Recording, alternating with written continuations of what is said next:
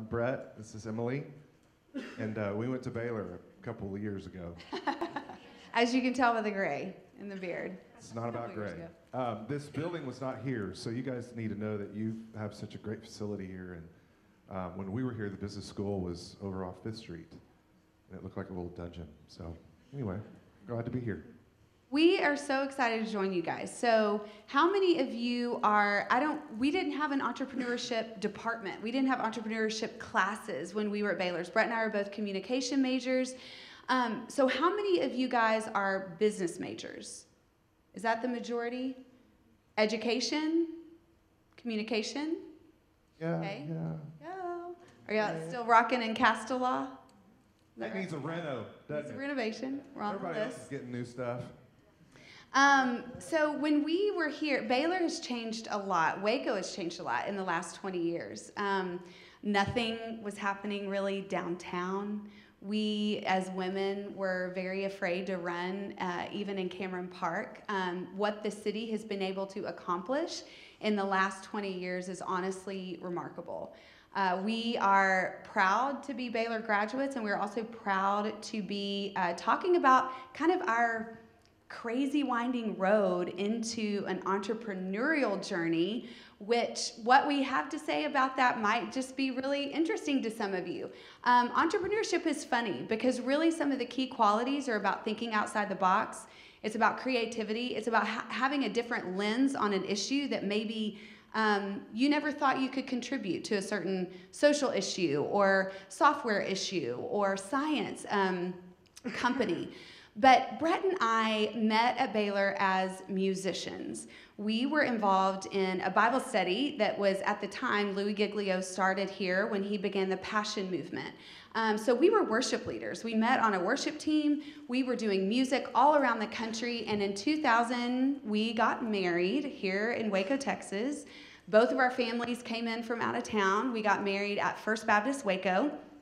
And along the journey, as we began to sing across the country and across Texas, we got invited into many different spheres of religious and Baptist, Methodist, not as much Catholic, I would say.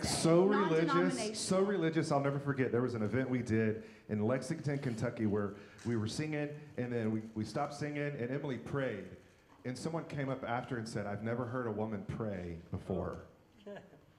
Yeah, it was a very, and I didn't wear a head covering. There were some women there who were still wearing head coverings.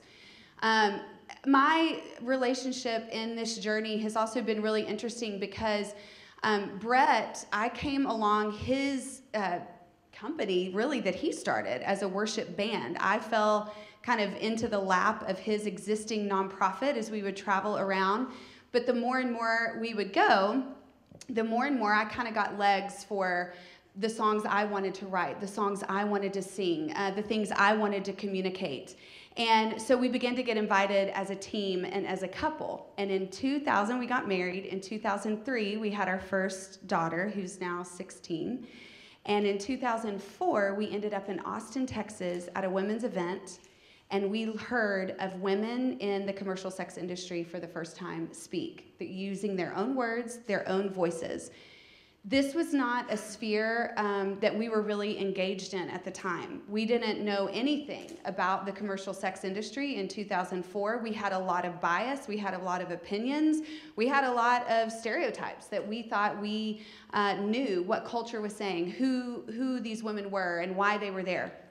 And in 2004, for the first time, as 4 women took the stage and they began to share their story, I found my story within theirs. I found that across the board, each one of them had experienced childhood sexual abuse to some degree. And I realized right then that my lens on this issue was gravely naive. As a student at Baylor, I would volunteer with Mission Waco and intern down at the Friday morning prayer breakfast for the homeless. I would meet women in prostitution who would come in off the streets and get breakfast every Friday morning. We would then load up the truck. We would go to green rooms. We would sing on stages with lights.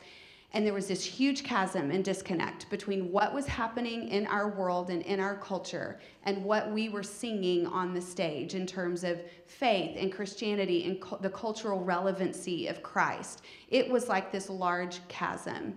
And so in 2004, when we heard women share their own stories in their own voices, I looked at Brett and I was like, we have to do something. And we're going to be going to the 3 strip clubs in Waco, Texas in 2 weeks. How, you want to join me? And so suddenly... Hold on. Bro, you're driving down the road. Your wife looks at you and says, let's go to the strip club. What would you do?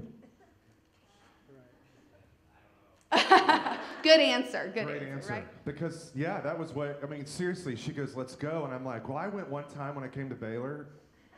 Like, because this is a confessional time, right? So I went one time when I was 18, I went to 2 meetings, which is no longer open.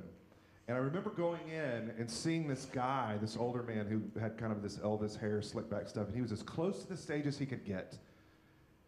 And I thought to myself, I don't want to be like that. I don't want to be like that. And so I played pool the rest of the night. I'm like, I'm supposed to be into this, but I wasn't into it. I didn't know why. I didn't have words for it. And then it would make sense several years later. So in 2004, we hit up the 3 strip clubs in Waco, Texas for the first time on Good Friday.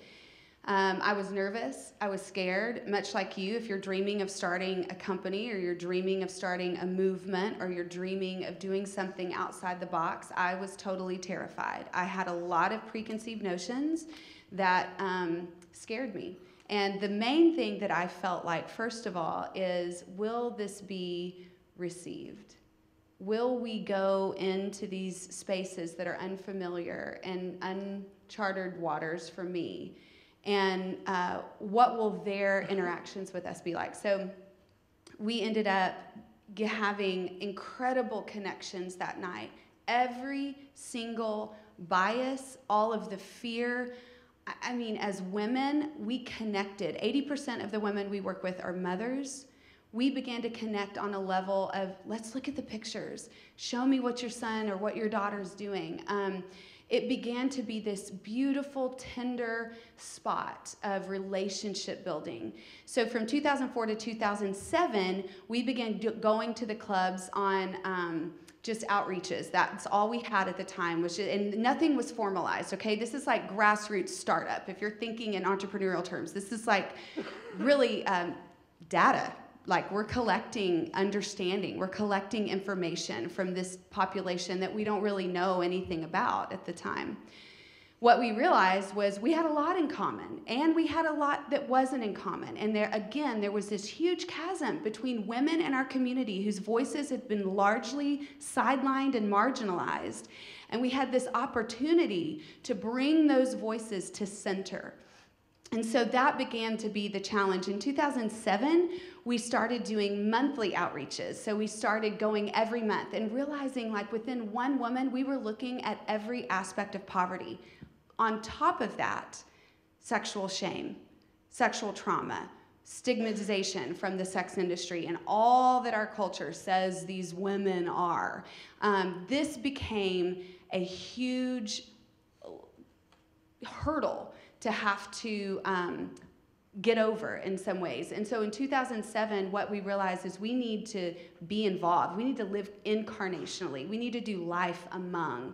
And so, go ahead. I was just saying, in 2007, from a business standpoint, up until that time, we had housed our organization up underneath our church. Yeah. And we had always wanted this to be a citywide effort, but every time we would go to churches and say, hey, come join us, we're taking stuff to the strip clubs, they would say, oh, that's a Highland thing.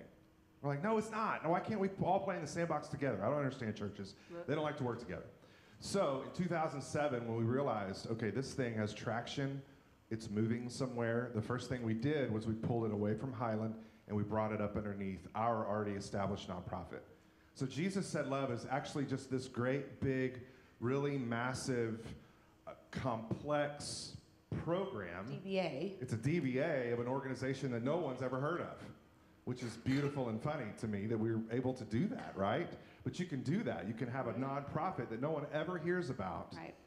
but they've heard about this massive program called Jesus Said Love. If you're familiar with How many of you know, and this is Christian terms, so you may not know, but how many of y'all are familiar with the Passion Movement or Passion Conferences? Okay, how many of you know that that's not even an organization? It's actually Choice Ministries, which started here at Baylor. So Choice is the nonprofit that houses 6-step records, passion conferences, and all the things that flow out of there. So an interesting way to kind of look organizationally at doing different things different ways. If you already have something that's established, maybe think of how do I grow from that space instead of having to spend more money, more documentation, more fees, and starting something completely different. So just an interesting thought. That'll be on the test. So that's 2007. We then began going every month, and this is where socially we began to realize we have a problem in our culture. We have like this huge problem. In 2010, we start learning more about human trafficking. We start learning how the commercial sex trade and human trafficking overlap and interlay. And we began understanding, well, what are the aspects within our population, within one woman that we're trying to, that she's needing resources in. So we've got poverty. We've got, she's under-resourced financially, jobs, single working moms are who we were working with. Then you've got daycare. Then you've got mental health issues. So then you've got like the ability to maybe get a job, but can she keep the job? What if she has a PTSD trigger? Upwards of 69% of the women that we work with struggle with PTSD.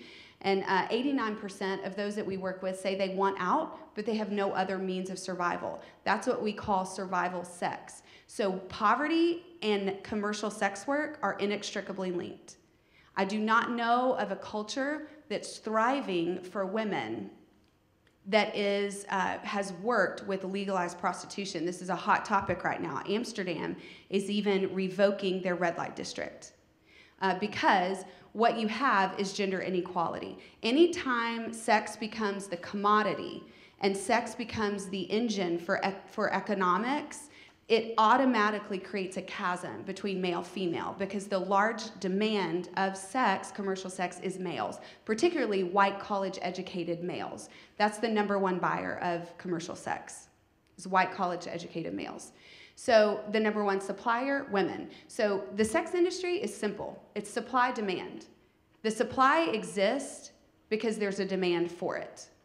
So if we want to make an impact, what we started realizing, if we want to make an impact on the issue with women relapsing and going back into the industry, we not only have to look at what it takes for living wage jobs for her, but we also have to look at the demand. So we also have to look at how do we cut off the demand side for what's happening. So in 2009, we began to grow into satellite cities. In 2010, we began to grow in more cities. So then we have Dallas. Which I will say from a business standpoint, if you're going to start a business and you're thinking about doing this thing called franchising, go really slow. Because as an entrepreneur, as someone who thinks outside the box, you might think, oh, I want to do this, I want to do this, I want to do this. But the last thing you want to do is spread yourself so thin that all of a sudden your company sucks because you didn't take the time to really grow deep. So we've grown really slow and really deep. Yeah, we're a nonprofit, but it doesn't matter. It's the same thing. It's just different tax benefits, right? So yeah, in 2009 is when we branched out and we looked at franchise models. We were like, let's look at Chick-fil-A and let's look at this. And we tried so many different models and we realized it's hard for us to do what we're doing, the kind of work that we're doing, without having staff people on the ground in each of the cities connected to the home base. It's just really difficult. Because then what would happen is we would have our Dallas site would look very different than our San Antonio site. And so a dancer would be in Dallas and all of a sudden she'd move to San Antonio and she would meet Jesus Said Love that has the same logo and colors, but they would operate very, very differently. And so in about, 2015, we pulled everything internally. And that is the year in 2015 that we had a donor step forward and bought a building for us. We are at 15th in Columbus, so we headquartered. We began to really create a home base, an HQ, where we could centralize our programs and where we could start to mainstream our vision, our processes, and our programs, which at that time were just kind of outreach and aftercare. We were just really organically kind of walking alongside women who were in the industry and women who were leaving the industry, trying to help them find jobs.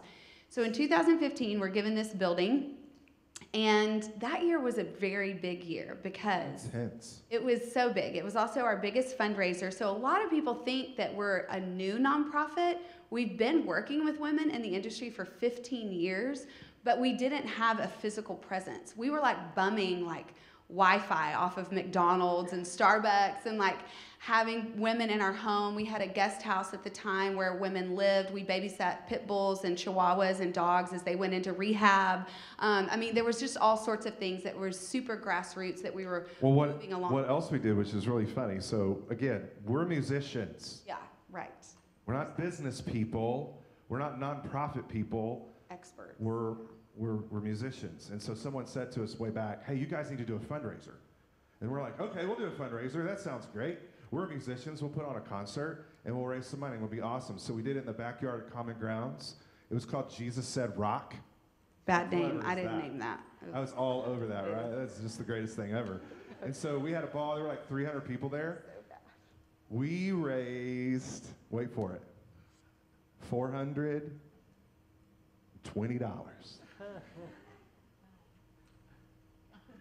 And we were like, that was awesome, but that doesn't even pay for an outreach. And so we had to go back to the drawing board of, okay, what does it look like for us to do a fundraiser? And we need to not target college students. No offense. Y'all are great volunteer people, but y'all ain't got no coin in your pocket yet. So we need you to volunteer so that when you do have coin in your pocket, then you come to our fundraiser. So in 2015, we had our first fundraising event at the Hippodrome called Wild Torch. And this April the 23rd will be our 5th annual Wild Torch. The first Wild Torch, we raised like $49,000. The second Wild Torch, we raised $100,000. No. 48, 52. Okay. 211. There you go. 197. I kind of went down, yeah. This year, 1 million, baby. Oh, okay. Come on. So we are, this 5th year for Wild Torch, we're bringing in visual and performing artists. We're bringing in propaganda. We've had Tony award-winning actresses come in before. We use the visual and performing arts to tell the story because there is no better way to communicate story than music and you arts. Said it best, too. When we went back to the drawing board from the Jesus Said Rock thing, you said it. I'll never forget it. You go, how do we make the sex industry accessible to people with means? Yeah. Which was a very pivotal question for us. Very simple, but very pivotal. The visual arts and performing arts. That's how we do it. Because if we say, hey, come help the strippers, yeah, nobody's there's interested bias in there. that. So one of the things is as you're starting things, one of the I guess it's just the way my brain works, because our brains are wired for story. Your brain understands story. It doesn't take a ton. Your brain also does not want to use a lot of energy. Like, I think the research now is that the American population has the attention span of a goldfish. Have y'all heard this? No. So everything is like this. So your website, when people click on your website, if they can't navigate it and they can't find the information that they're wanting, they're done. Your brain is wired to conserve energy. And so if you can tell a story, if you can tell facts, and you can do it in a concise way that makes it accessible and understandable, you'll have a better chance of communicating your vision to the masses or to, so that began to be our challenge for Wild Torch for our fundraisers, is how do we make this really elusive, mysterious industry that the masses kind of don't understand? And there's a lot of talk over here about human trafficking, and there's a lot of talk over here about oppression of women, but how do we make this like really about humanity? Like, how do we humanize the fact that we're not just talking about statistics and numbers? These are women.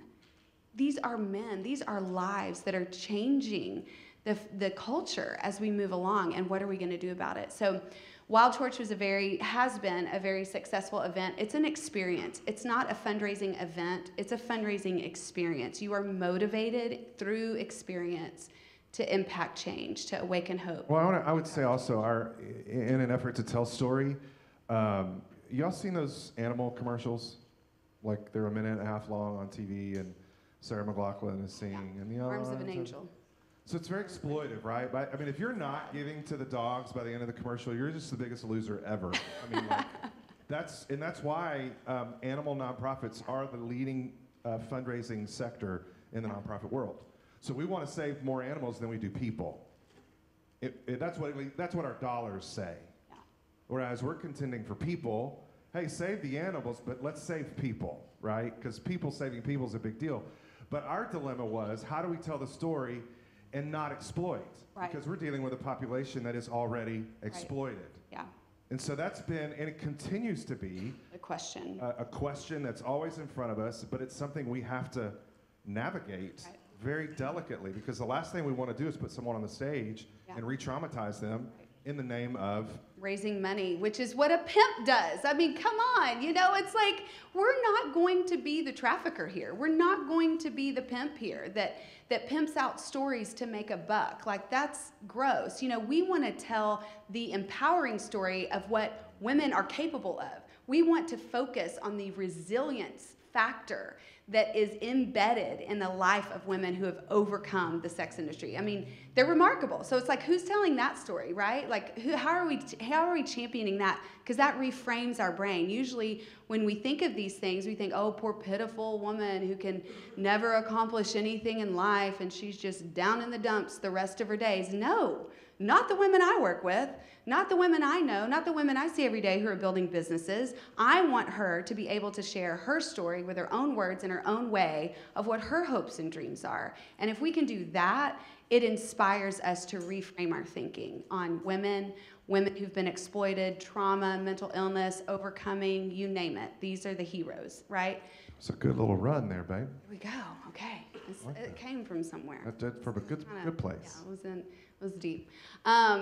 But 2015, so we do our first Wild Torch. We're given the building, and we also gathered in the midst of all the stubble and rubble of the building before we renovated it. We gathered about 30 women who are from the clubs around Waco, and we gathered them together, and a woman who was doing her PhD in business from the Mays School at A&M came down. Her name's Shannon Deere, and she was researching women in prostitution and transition and job reentry. And so she came down with us, and we began to have a conversation with women who were in the industry. And we said, what do you need? Here's this building that we've been given. What do you want to create here? Do you need housing? Do you need counseling? What do you need? And unequivocally, they said, we need jobs. We need jobs. We don't just need jobs that we can make a minimum wage. I'm tired of working in food service. Amen? Amen. I'm tired of working in the food industry. I'm tired of working in McDonald's. Like, I need a living wage job. I've got children. And a living wage job means I'm then able to pull them out of poverty, right? Poverty's not the goal, ever. And so why would we want to continue giving these minimum wage jobs to women? If we want to eradicate poverty, we have to look at women and children. We have to. And then we also have to look at what systems are broken that have to be overcome. And employment, gainful employment, is huge in America. It is easier for me to go start businesses in Haiti than it is for me to start businesses right here with vulnerable women in our community. And that's hard, but we have to change it. And so the way that we change it is through, I believe, social entrepreneurship. It really is. These are businesses that want to make money and accomplish a social purpose. So you see B Corps are huge. How many of you guys have heard of B corporations? So Ben & Jerry's, Patagonia, Raven & Lily, Noonday Collection, these are all businesses that have a social impact. And this means that they're impacting culture through the way they treat people, the way they manufacture products, and the environment. So they're making great strides, and they're doing great, incredible things. They would be great people for you guys to look up. Think of them as a for-profit nonprofit. Yeah, and so what we realized is that as a nonprofit, we were like, okay, so we love this idea of social entrepreneurship. We hear our women in 2015 saying, we need jobs. So we're renovating this building. it's divided into two sides. One side is a revenue generating side. One side is called Lovely. That's the social enterprise of Jesus Said Love that's aimed at giving women living wage jobs, launching micro businesses so that we reduce recidivism into the sex trade. So we sell all ethically sourced, socially responsible goods. It's right, look at it, it's right over here at the table. You can buy some Lovely to take with you. But you can also come see us. It's a studio, it's a working studio storefront. We began to make leather earrings that we wholesale to Magnolia. And what we realized is we can make products as a nonprofit. Nonprofits can make money, but the mission and vision of your whatever you're creating, whatever business you're doing, has to be connected to the mission and vision of your nonprofit. So as long as what we're making and what we're selling is directly connected to the mission and vision of our nonprofit, we can make all the money we want. And a lot of people don't know that. So a lot of nonprofits in America and in the Western world aren't tapping in to this kind of structure and organizational structure. A lot of companies in the UK, a lot of nonprofits over in Europe are doing this. Nonprofits over there are launching micro businesses. But it's becoming more of a trend. I mean, I'm seeing this start to happen more and more. So also in 2015, we gave our first microloan to a really incredible woman, female entrepreneur by the name of Summer Shine, who owns Luna Juice Bar. How many of you guys have visited or heard of Luna Juice Bar? Yay! So in 2015, she spoke here, right? She spoke at, okay. So Summer has an incredible story of overcoming. She is an incredible example to other female entrepreneurs of how to reframe what you think of women in the industry and women who have a past that's led them through addiction. So we began to gave her her first part of her first, because she needed $40,000 to take her business. I think her story, just in a nutshell, she was in rehab, got out of rehab, had a business plan, sat down with us. We told her not to use those fonts because they're dorky. You don't use papyrus ever again. Don't ever use papyrus, by the way, everybody. She freshened up her business plan. She went down to this think tank. She pitched it. She got her $5,000 loan. She started her company. She made some money. She bought a bigger juicer. Then she came to us and 4 other people and said, I need $40,000 because I want to get into the silos. Brett and Emily, you know Chip and Joe. I need you to get me into the silos. And I need you to give me $10,000. Well, okay, aren't you confident with yourself? And she did it, and we did. And then she also said, hey, in the back of your building, you've got this space here. It kind of looks to me like that could become a commercial kitchen. So why don't y'all also go raise money and build me a commercial kitchen? And then Luna will rent back from you, so you'll make money for your nonprofit, and you can even rent it out to other spot caterers in the catering world or food truck business. So that is still in existence. That is her brainchild. It was that $10,000 became a wash. You heard of Nightlight Donuts? Nightlight, Milo started there. Milo started in our kitchen. Talk More Meals. Talk More Meals. Our long-term goal is to not be donor-based, right? Because if we're fully donor-based, then that means if somebody falls off the wagon, we've got to scramble to go find someone else. We still want donors, for sure. We want people to be a part. But our goal is to have programs that generate revenue. And so our kitchen generates revenue, Lovely generates revenue. We have a demand school for people who buy sex in McLennan County. If you get arrested, you have to come see us and take our class. That's a revenue generator.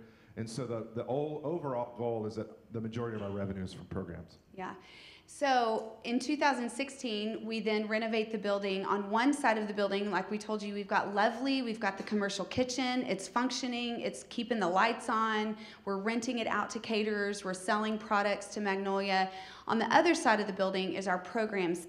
And this is where we launched Access One, which is our 8-week transitional program for women who are starting over. They're leaving the industry or they've been out of the industry for a while, but they just need that next step to really define where they want to go next in life. And so this 8-week class is hard and power-packed. It's very holistic in nature. It deals with everything from nutrition to mental health to leadership to owning your influence to education, parenting, I'm saying all the same things over again, but it's a holistic course.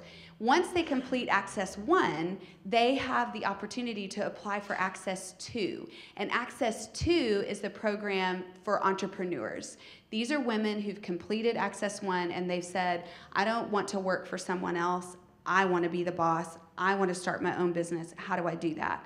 So we partner with Startup Waco. We partner with a bank in Austin called the People Fund, and also a local bank here called TFNB. And we gave TFNB the structure. So here's another tidbit for those of you wanting to start something. If you want to start something, write out your plan and then go ask somebody to do that for you. We literally couldn't have, we told TFNB, hey, there's a small bank in Victoria that we've heard is doing this, is giving microloans to women. We'll put down $15,000 to $30,000 as a secured CD. And then we're going to give women microloans through your bank. Actually, you're going to secure them, TFNB. You will secure the loan so that they become bankable. And then if they default on the loan, just take it out of our CD. So our CD becomes the collateral for the women to borrow against. We wrote it up in an email, sent it off, and within maybe an hour, they were like, sounds like we can do it. Sounds like a plan. All right, you've thought this out. This will work. And we are excited. Yeah, no, I was just going to say, as you get into this world, I think there's several key people you need to have on your team. You need to have a good lawyer, you need to have a good doctor, you need to have a good banker, because then you can, and I don't just mean the small guy, I mean you need to go to the top.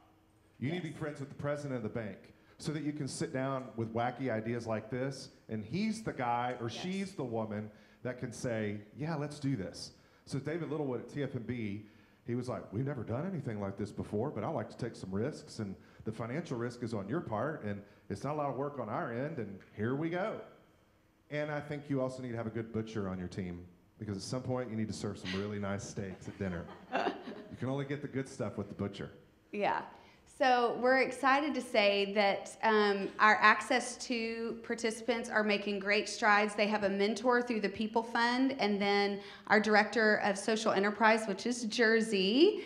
Everybody say wave. So Jersey works with women one-on-one, and then our Access 1 and 2 participants, our Access 2 participants work directly with her and with People Fund to really create a business plan. Then we have a dream team, and this is a team of 5 really entrepreneurial-minded women. So we have Caroline Thornton of Waco Works, Summer Shine of Luna Juice, Diane Heaven, who started Curves Internationals, Andrea Barfield, who's the District 1 City Council representative, and Genevieve Peel, who is a VP at Hole in the Roof Marketing. Those 5 women look at the pitches of our Access 2 students, and they approve a $5,000 microloan for the woman then to go and start her business in Waco. Right now, we're just doing this in Waco. The hope is that we would be able to do this in multiple cities across Texas with Access 1 and Access 2. Think of it as a positive Shark Tank. Yes. That's kind of the experience. So the really cool thing about this is that we have a couple of women here today who are starting their own businesses. One is starting an acrylic art business, a resin art business, and so she's already gone around to Hole in the Roof and different companies and done pour parties. So this is acrylic art where you literally pour the art, you mix in colors. It can be a team building experiment. She can do furniture. She eventually wants to do floors with contractors. It's like an epoxy flooring cover. It's incredible, beautiful work. Her name is Stephanie, and she's right here with us today. Everybody say hey to Stephanie.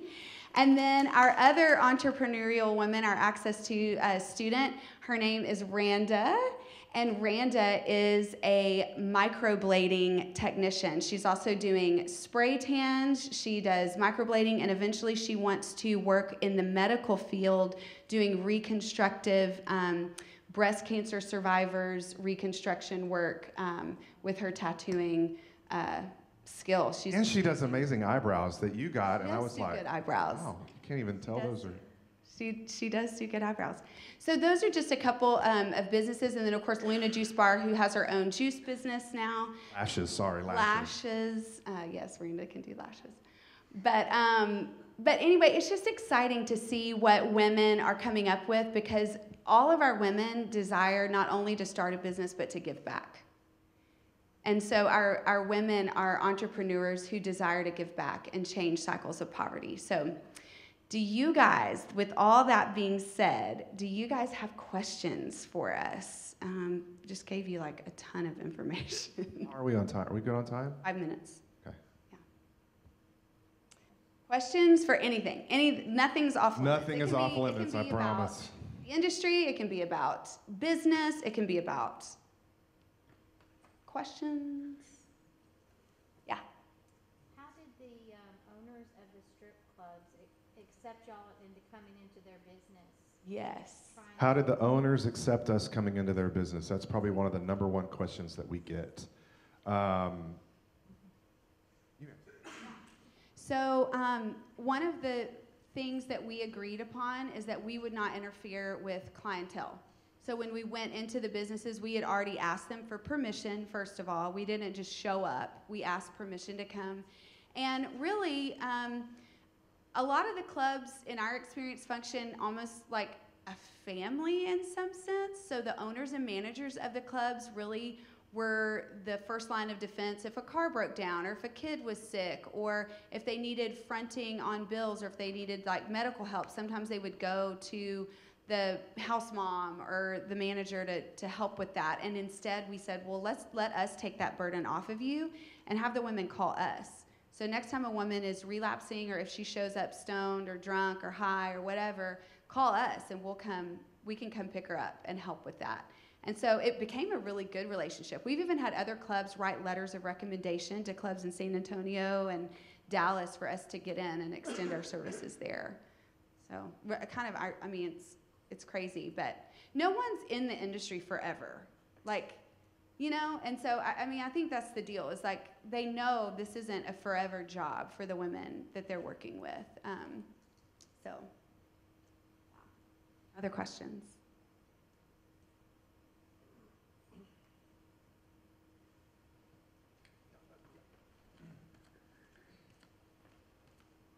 When you guys mentioned before that it's difficult many times to start a company in the U.S., you used the contrast with Haiti, for example. What are some of the issues that the women that you are working with, what are some of the obstacles they've had in getting started? Is it permits? Is it financing? What is it? You want to talk about that one? Yeah, I mean, first and foremost, I would say financing. I mean, we're dealing with a population that majority aren't bankable. They have terrible credit. They've driven into the ground for whatever reason. They can't get a loan. So they can't, even if they're starting a business, they can't even get a startup loan, which is why for our Access 2 students, we didn't look at credit. Basically, what we looked at is your participation in Access and your committedness to the process. And it's a slow process. I mean, Access 2 is not, it's not like by this day you're done. We're not gonna give you this money because the last thing we wanna do is set someone up for failure. So we don't wanna hand you $5,000 when you're not ready, and then all of a sudden it's destroyed your credit even more. That's not helpful either. And so that's why there's a lot of coaching involved to come around that, to learn about the permitting that's involved. And again, you know, there's so many different kinds of industries that we're looking at, and that's part of the Dream Team's job, is to help facilitate that. That's why we have a diverse group of people, of industries on there to help through that. But yeah, I would say the number one is financing. It's just getting somebody money to get their stuff started, and then starting off, you know, moving that product and bringing revenue in, so. I think another huge issue is for the jobs that our women were able to transition into. When you talk about sexual harassment or sexual violence in the workplace, that became an issue for many of our women who were leaving the sex industry thinking they were going to have dignified work in a dignified workplace, only then to be harassed or, solicited by a boss because maybe they found out about their former line of work. So those kind of cultural issues also become an issue that affects poverty, because then that's a trauma trigger, or that's a lawsuit, right? So, and I gotta say this. So to the men in here, if you're gonna start a company, or if you're gonna be a part of a company, or you're gonna be a VP in a company, you cannot let that happen. That's on you. And you can say all day long, well, that's her problem. She shouldn't have been an entertainer. Well, sexual harassment against a woman is not a woman's fault. It's a man's fault. Because 97% of those issues are men who do that, okay? So if you're gonna start a company, you gotta have a zero tolerance policy on any kind of sexual harassment. Not even jokes, not even locker room talk, not even things we've heard people in high offices say should be allowed, because that continues this process of degrading women and making them objects, and they're not objects. They are equals with us. Am I right, ladies? So guys, I need you to step up before you leave this campus to go change the world. I need you to get an accurate view of women so that you can change the world, and you can do that, but I need you to do it. And I'll say this to that point, is that when we look at the prosperity of cities, and we look at what we want, so you guys have heard of the locust effect, and the Baylor graduate Victor Boutros, yes, who wrote it, and Gary Haugen with International Justice Mission. They did this research on poverty. They're like, what are the common denominators? What are the common threads? And the number one factor is violence against women and children. And so if we want cities and communities to be economically prosperous and socially prosperous, we really do have to think about how are women and children treated in our city. What are the options? If there is a demand, and that's always the option for a woman in poverty to sell her body, why aren't there more resources for women impoverished, or women who have addiction or mental health issues in their past? Why aren't there more options for her to have gainful employment? Employment is everything. Employment is a purpose. When you wake up in the morning, if you have a purpose and you got a job to go to and people depending on you, I mean, that's a reason to get out of bed. And for so many women, there's not that kind of dignified workplace and that working with a purpose. So it's essential to recovery. It's essential to the prosperity of our cities to have really good economic opportunities for women. Yeah. Anybody else? Other questions or thoughts? Yeah. What are some of the volunteer opportunities for college students? So we have a college chapter now on campus, a Jesus Said Love chapter. So you can go to our website, or you can follow us on Facebook, and you can get plugged in. We have internship opportunities too. So we have communications interns. We've had a fashion intern before. We've got social work interns. Lots of different ways, writing interns. We've had business and professional writing interns to be involved. But Lovely absolutely has space to work one-on-one with women, even as a facilitator of care and mentoring as we're working through business plans. Or, I mean, we can put you to work. So if you desire to volunteer or intern, you can get plugged in on the website for sure. And Wild Torch is coming up, and we're going to need interns for that, or volunteers for that. Yes?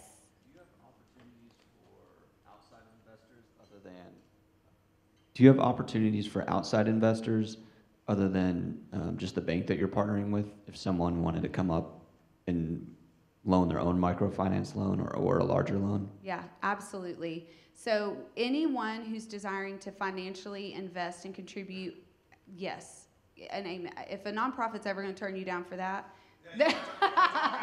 if you want to talk after, we would love to.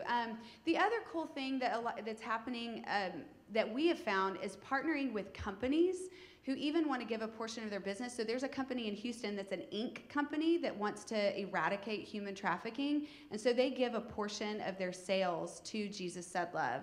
There's another textile industry that's desiring to plant in Waco called Revive USA. This would be a huge, big economic boost if Waco could have, and it would be incredible because fair trade and ethically sourced t-shirts, we could do all of that here in Waco. And they want to give a portion of their proceeds, not only to hire our women, but give a portion of proceeds from their company to a nonprofit. So I think that for-profit, nonprofit partnership can be really incredible. And the other thing I want you to think about as you're starting companies is that there are a lot of people who give small amounts to several causes, and that's great. But when you can make a large impact and give large financial sums to one agency that is doing deep work and it creates sustainability for so many people. So when we think about, we always like to say, even to our donors, like, think about making that deep impact that's going to create like sustainability for the organization that's doing really good work. So, yeah. Other questions? Last one, yeah.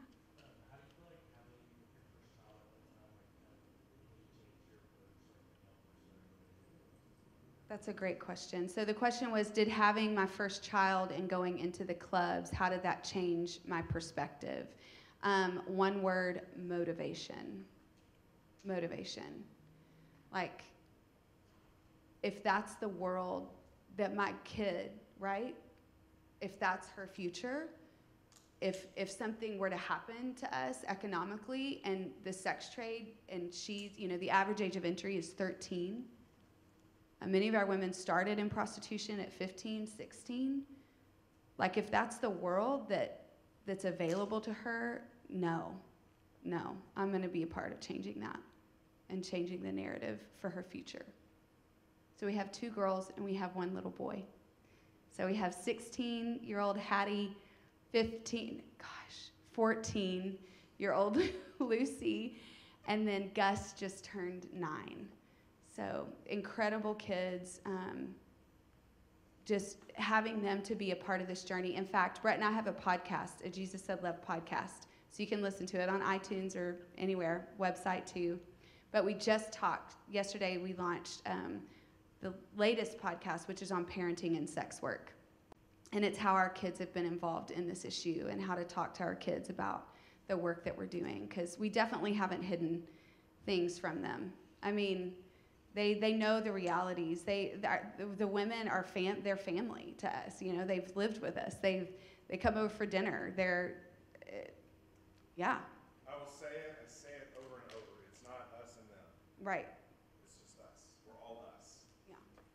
And the moment you get that in your head is when you're going to change the world. Because if you continue to think, I'm going to go help them, you're not going to get it. Because all of us in this room are 1 or 2 decisions away from being a drug addict, from being a sex addict, from being a stripper or a pimp or whatever. And if you think that you're not sitting here on Baylor campus, you just haven't been enlightened yet. But I'm telling you, and when you can let that in, is when you can be so freed up to go, okay, I don't want to be that, so I'm going to go this way and change the world. But there's more humility in that. Do you see what I'm saying? Versus, I'm going to go help them. I'm Moneybags Mahoney right here, and I'm just going to go help those people. Oh, that's not Jesus, and that's not the way it's supposed to be ever. We're all in this together. Let's go. Let's go make it better. Other questions? How are we doing? What's next for Jesus Said Love? Are you looking to more locations, grow bigger what you're currently doing, and then how do you plan to get to that next step? Yes. So that's strategic, right? Vision-wise, the goal is for us to tighten up the programs that we're doing right here, right now, make sure that they are where they need to be, what they need to be, that the processes are working, that the people, our community is flourishing, and then to be able to grow from there. So I think over the next 1 to 3 years, what we're doing with our board is really making sure we're looking at our programs. We're really making sure that we've tightened up the ship, and then we need to bring on more people. We need macro-level social workers who have an understanding of how to replicate and do this in other communities. So right now in our other cities, Dallas, Houston, Killeen, are only outreaches. That's all that's happening there. But those agencies that are working for anti-trafficking and who are working with impoverished communities are asking and begging for access to come there. They're asking and begging for Lovely. They're asking and begging for, can y'all be a part of the microloan process that can help women? We also need an apartment complex. We need an apartment complex for women and children. And so apartments give women and families their own individual community, but it also creates a community within a contained area that they can all be responsible for, approving who's in, managing it themselves, where it's not like, oh, we have one house mom over all these. I heard, do y'all know Becca Stevens from Thistle Farms in Nashville? Has anybody? That's a great model to look at too. They're doing a lot of supplying to Whole Foods for body products for women who've been exploited sexually and coming from addiction, but they also have homes. And she was like, if hierarchy worked, the prison system would be doing amazing, right? There would be like no crime. But so their whole theory is based on housing with no hierarchy, where the community is responsible for the community's development. And it's just a really beautiful model we're learning from. Also, Homeboy Industries out in LA, we visited there in 2016 and looked at their model for their bakery, their cafe, the reducing reentry into the prison system. They do the largest amount of tattoo removing than anywhere else in America. We were greeted when we did our tour by a woman who was in their program that had a tattoo across her face that said, F you. Like just bam. And she was like, welcome to Homeboy Industries. We are so glad you're here today, But she had been marked. She had been branded by the gang. And so Homeboy Industries works to remove tattoos, recreate job reentry programs, and give people living wage jobs who are coming from that background. So just incredible work happening really here. So that's our goal, is to be able to tighten up our programs, to really work on replicating those strategically across a few cities in Texas. Are there any other questions? Well, I want to thank you so much. I found this to be a super treat. I feel like I learned so much, and you've opened up my view, and I appreciate that, but I also love the storytelling, which is my favorite part of this event. So let's give them a round of applause, please.